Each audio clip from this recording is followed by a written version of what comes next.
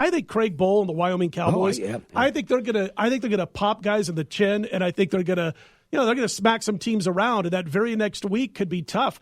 When they go up against a team that's going to be favored by more than a touchdown in their next game, you might want to jot that down and see early on how those teams do, because, first of all, I can't believe Craig Bohl's already in his 6th season, Dave, with the Wyoming Cowboys. And when I look at what he's done, they are improving, whether it doesn't show on the record or not. But the bottom line is, I think they are going to really pound some teams, maybe not win those games, but when you leave a game against Wyoming this year, with how physical they're going to be on both sides of the football, I think you're going to know that you had a battle, and it could affect you for a week. It's just one of those things that I kind of jotted down as a possibility when I was making my notes on this conference. One of the things I've heard about Wyoming is that Bohl really likes Sean Chambers. Sure. And thinks that this kid's got a high ceiling and that he's got a chance to develop into a star. Mm-hmm. And Chambers is still young. He did get a little experience last year, but he's still what, a redshirt freshman, I guess, because he didn't lose his. However, he didn't play enough to lose the redshirt. However that rule works. If he's ahead of schedule, or the hype on him that's coming out of Wyoming is real, they become a sleeper team, because I know they lost some people on defense, but it looks like the depth was pretty good in that department, and I suspect there's not going to be a huge drop-off. So to me, you've got a couple of live teams there. I don't like Colorado State much. I don't like New Mexico at all, and I'm actually kind of shocked that Bob Davies still the coach. I was just going to say that. How's he back again? 8th season. He must have some dirty pictures of somebody, because I just don't understand that at all. In the West, we talked a little San Diego State and Fresno State. We touched on Hawaii. I'm not sure where to go with Hawaii, because I thought they were extraordinarily fortunate in some games early last season. And it's like, this team's terrible. But the thing is, Rolovich kept finding a way to pull a rabbit out of the hat. And now they're going to have more experience, so maybe what we saw from Hawaii wasn't a flash in the pan last year, and maybe they're going to be good enough to get to a bowl game and make some noise in the West. They were supposed to be one of the worst teams. They end up with 8 wins. Listen, Cole McDonald was really good in that 6-1 start. I like what this team has coming back for him in the receiving core. I think Hawaii is going to have no problem moving the football this particular season, especially in conference play. It's kind of a funny thing with this defense, because you've got good news and bad news with these players. You've got a team that has numerous players who can make plays on the defensive side of the football, Dave, at the same time once in a while, at least twice a game, it seems like. And I think we'll probably see that again this year. They get out of position, they miss a read or whatever, and they get burned for huge plays. And I think eventually that's going to be their downfall in big games this year. But I do think they have an outside shot to be a sleeper, does Hawaii. I'm looking at Nevada's schedule. I think Norvell is doing a really good job with this program. And their over and under is 6. And I wanted to make sure I gave out one over and under pick on wins in this segment. And it's going to be on Nevada. They're going to lose to Purdue in all likelihood. I think they're going to give them a game, but I won't say that they're going to win it. Right. They'll lose at Oregon. They should beat Weber State. They should win at UTEP. They'll be favored to win over Hawaii. They should win at home against San Jose State. At Utah State, at Wyoming, even looking at it from a negative standpoint, let's just say 2 losses. I'm not sure that's going to be the case, but let's say 2 losses. Home versus New Mexico, at San Diego State, at Fresno State, and then home versus UNLV. I see at worst 6 wins. And that's the total. Right. So if they just steal 1 against Purdue, Oregon, okay, well, forget Oregon.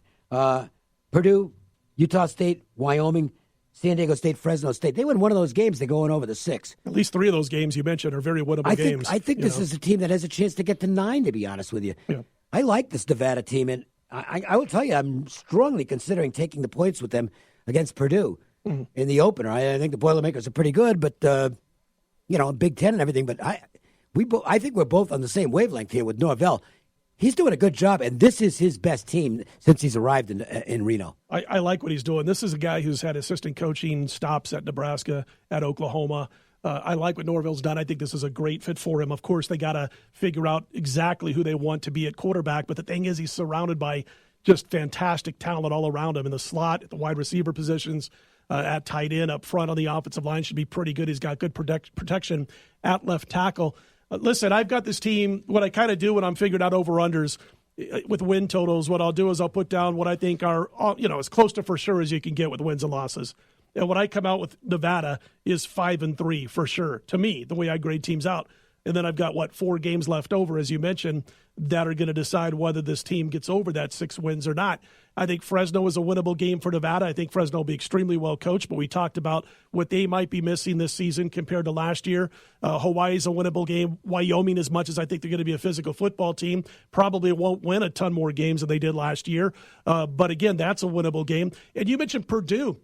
Listen, the thing is, when you go to a program like, let's say, and I talked about this team a couple of years ago because they were so extremely hyped 2 or 3 years ago talking about the Auburn Tigers, and then they fell apart. They didn't meet expectations. They didn't fall apart, but they didn't even come close to expectations. The very next season, nobody was talking Auburn after talking championship year, and all of a sudden you jump on those teams when they're at established programs, and they tend to do better when all of a sudden they're no longer the hype. They're no longer that team that everybody feels great about going into the new season.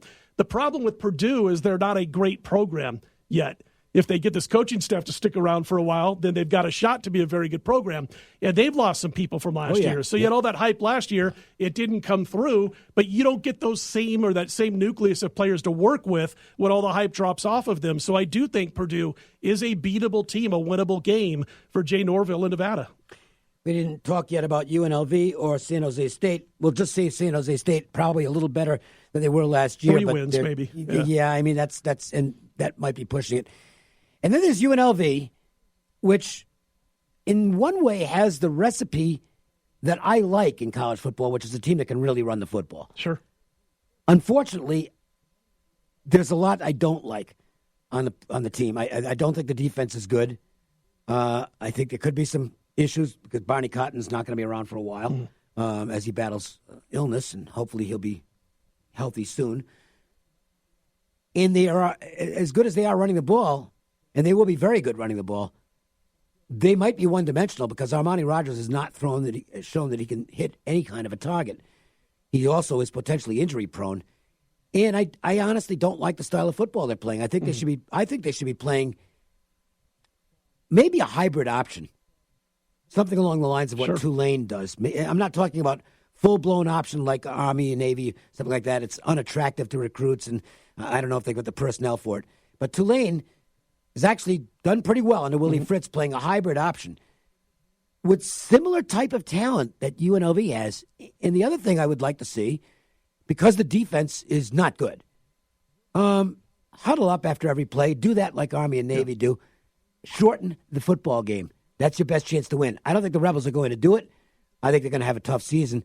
The Arkansas State game looks to me to be massive for UNLV. They're going to win their first game against Southern Utah. Next game is Arkansas State. A tough game, a tough loss last year, so there's some revenge for the Rebels. Arkansas State's in a sandwich spot. It's really an ideal spot for UNLV.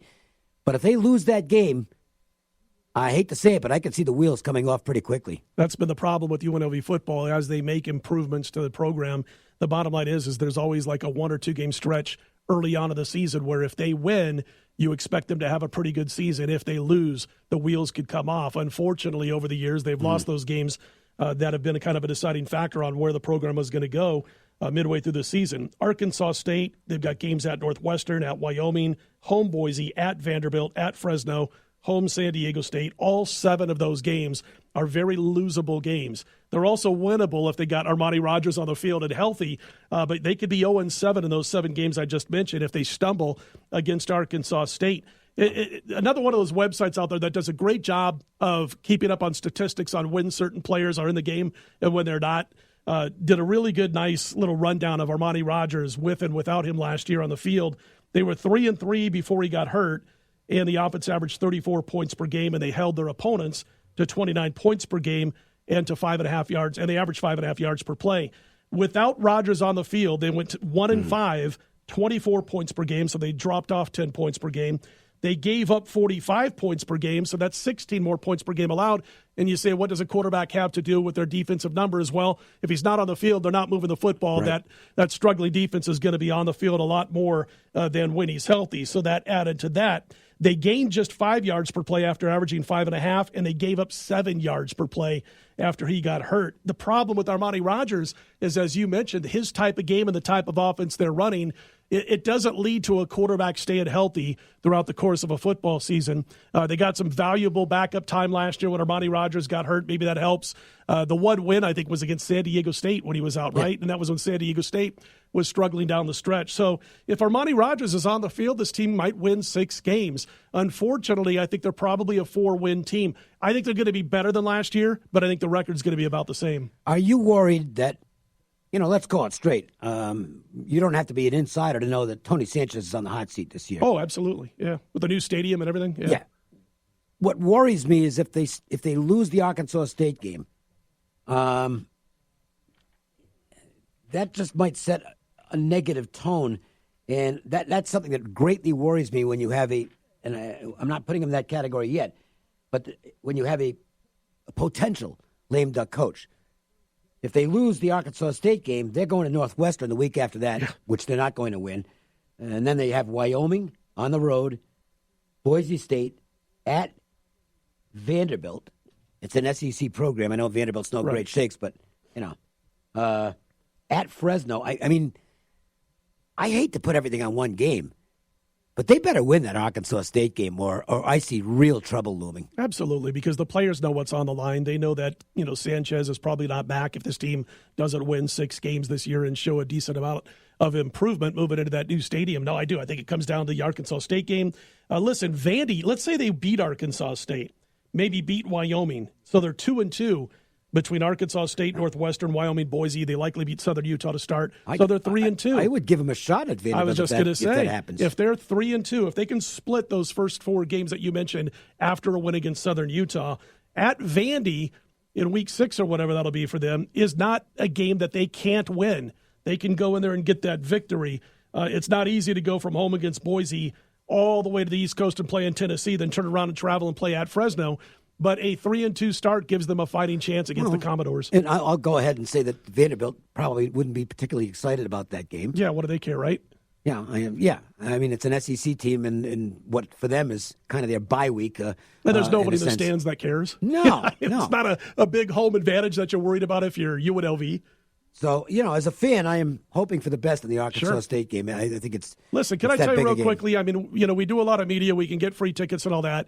We bought season tickets again this year, and I had bought for 10 years from like 95 through 2005. I got frustrated, but I bought again this year, and I can't wait to renew those for next year in the new venue. And I'm hoping Sanchez is the coach because it means they did improve and get to 6 wins this year. To get more of Scott's expertise, there are a variety of ways to do it, but the best is to visit Docs, where you do videos and free plays every single day in addition to offering selections. And they get to see me at my best at like 2 o'clock in the morning when the hair's all over the place and I'm cross-eyed and everything else because I'm generally handicapping like you. I mean, we exchange text messages about 8 times per night from about 10 p.m. till about 1 a.m., but we do those. They're up every single night at 2 a.m. Pacific time or by then, and they run all day long. But I like to get out in front of the line moves usually. I would say if you've been in this business as long as we have, we're probably in front of the line moves about 85% of the time. And so anyway, those are out there at 2 a.m. Pacific time, and they can be kind of fun sometimes. I've done videos without having the microphone turned on. I've done videos with the green shirt, and then with the green screen behind me, I have no body at all, just a head. So then I do the Biondo video. You never know when it's that time of night. That would be an improvement in my case. The information is good, but sometimes it's a little funny on the video. Great team of analysts at Docs, too. I love it over there. I've had a great run of working with some really cool people and sites. The WagerTalk gang, Marco, who's coming on later in the show, Johnny, Detroit, those guys. Loved working with those guys, working with you with National Sports and with Jim Feist, doing the TV show, and now with Docs. I mean, it's like going from the Yankees to the Red Sox to the Yankees to the Red Sox back and forth. You're always at the top, and it's just been a blast. I've been there now for a little over a year, and I absolutely love it. Be looking forward to seeing you every Monday, buddy. There you go, man. Appreciate it. Scott Spritzer. Follow him on Twitter at Scott Wins. We'll come back. We'll get you an angle of the day, and we'll get to the 4 at 4 and all that good stuff. The Las Vegas Sports Line. Hey, it's Dave Cokin with John Lyons from Lyons Physical Therapy. So, car wrecks, very frequent in Las Vegas. Sometimes serious injuries, some not so serious, but in a lot of cases, there has to be some kind of physical therapy after the accident. Talk about that. Yes, Dave. We as physical therapists can assess all injuries after a car accident. Sometimes we're the first person to see a patient where we can identify the type of injuries the patient has. We will get them moving better, help reduce their pain, and we also work in conjunction